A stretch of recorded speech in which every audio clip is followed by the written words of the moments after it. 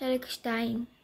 אז יש כאן כזה ופופקורן, שגם כן זה הולך לעבוד. יש כאן כזה,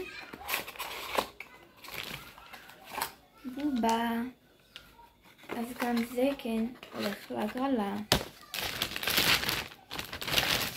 יש כאן כזה שזה אותו דבר מחזיק מפתחות, שאתם יכולים להכין את זה, ופשוט עם הנקודות האלה, אז זה גם הולך להגרלה. הבא בתור זה כזה, זה 3 דפים כאלה שאתם צובעים, ואז יוצא כזה. יש את זה, שזה פשוט חוברת מדבקות. מהממת, הסתכלתי בדף דף ופשוט איתרתי, אבל אני לא צריכה את זה. הדבר הבא זה זה, אפשר לסובב את זה, ויש כאן זה, ושתדעו זה עולה 22 שקלים. הנה אני אפילו אראה לכם.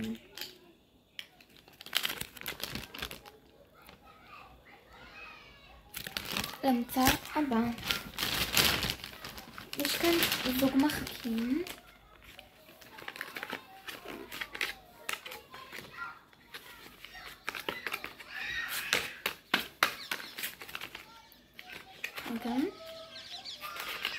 יש כאן את המחק הכחול ופפיון.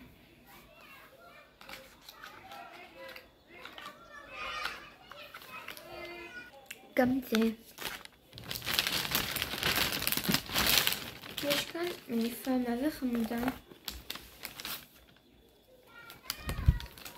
מה זה רוח? פשוט נדיר. כל אלה קיבלתי בשקית הפתעה, אתם יכולים ללכת לראות בסרטון הקודם, וזה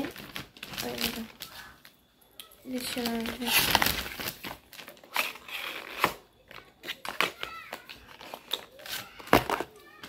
זה אחים חביב, זה סרגל שנפתח עם צורות, מה זה ארוך, פשוט מעולה.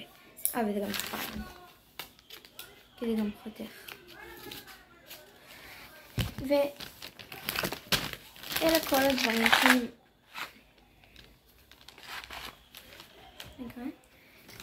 כל הדברים שאני עומדת להגריל. אז שווה לעשות. ואל תדאגו כי יהיו עוד מלא הגרלות.